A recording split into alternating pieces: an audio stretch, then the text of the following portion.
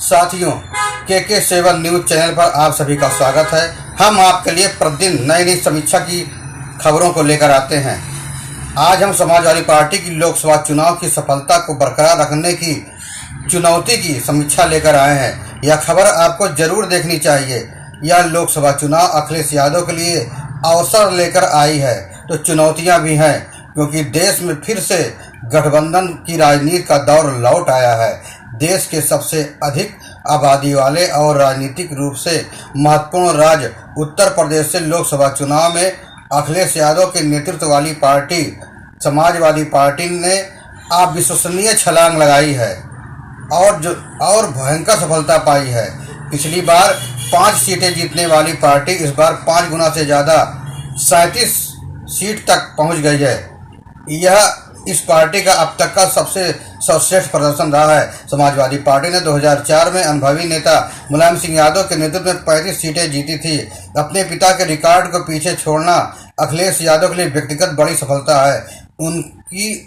जिनकी अक्सर राजनीतिक सूझबूझ और संगठनात्मक कौशल की कमी के लिए आलोचना की जाती है। लोकसभा चुनाव में समाजवादी पार्टी ने प्रदेश में लगभग खत्म हो चुकी कांग्रेस के साथ गठबंधन कर अपना मतदान प्रतिशत 33.59 तक पहुंचाया है और 2019 के चुनाव में 62 सीटें हासिल करने वाली भारतीय जनता पार्टी 33 सीट के साथ दूसरे स्थान पर खिसक गई। हालांकि अतीत में 2017 के विधानसभा चुनाव में कांग्रेस और 2019 के लोकसभा चुनाव में बसपा के साथ गठबंधन करने का समाजवादी पार्टी का अनुभव अच्छा नहीं रहा। फिर भी अखिलेश ने राहुल गांधी और इंडिया गठबंधन के साथ जाकर चुनाव लड़ने का फैसला किया। अखिलेश यादव शुरुआत में हिचकिचा रहे थे, लेकिन जमीनी स्तर पर चर्चा करने के बाद उन्होंने कांग्रेस के साथ गठबंधन करने का मन बनाया। अखिलेश का पिछड़ा दलित और अल्पसंख्यक यानी कि पीडीए का कार्ड जबरदस्त चला और यह सफलता भी प्राप्त किया। मुद्दा विशेषकर पूर्वी उत्तर प्रदेश में काम कर गया, जहां गैर यादव पिछड़ी जातियां, दलित और मुस्लिम मतदाताओं का महत्वपूर्ण गठजोड़ बनता है। यादव मतदाताओं की निष्ठा के प्रति आश्वस्त और यह जानते हुए कि मुसलमानों के पास समाजवादी पार्टी कांग्रेस गठबंधन को वोट देने के अलावा और कोई अन्य विकल्प नहीं होगा, उन्होंने गैर यादव पिछड़ी और दलित जातियों के लिए अपना रास्ता ही बदल दिया।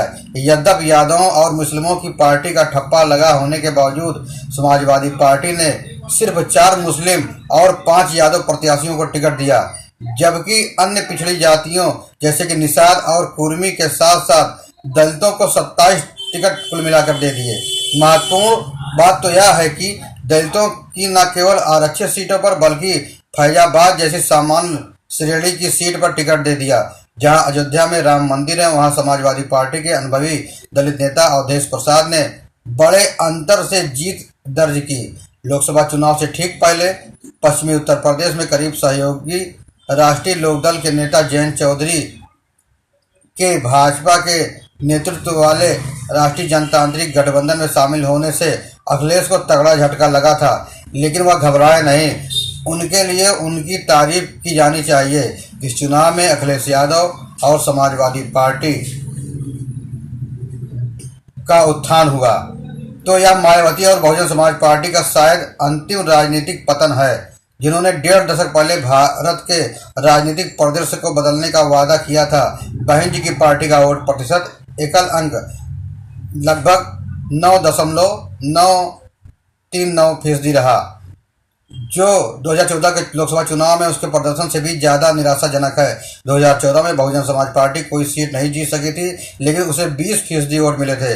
बहन जी के लिए सबसे अधिक अपमानजनक तो नगीना लोकसभा क्षेत्र से उनके प्रतिद्वंदी दलित नेता और भीम आर्मी के नेता चंद्रशेखर आजाद की जीत रही। चंद्रशेखर ने आश्चर्यजनक रूप से 1.5 लाख से ज्यादा मतों के अंतर से जीत दर्ज की।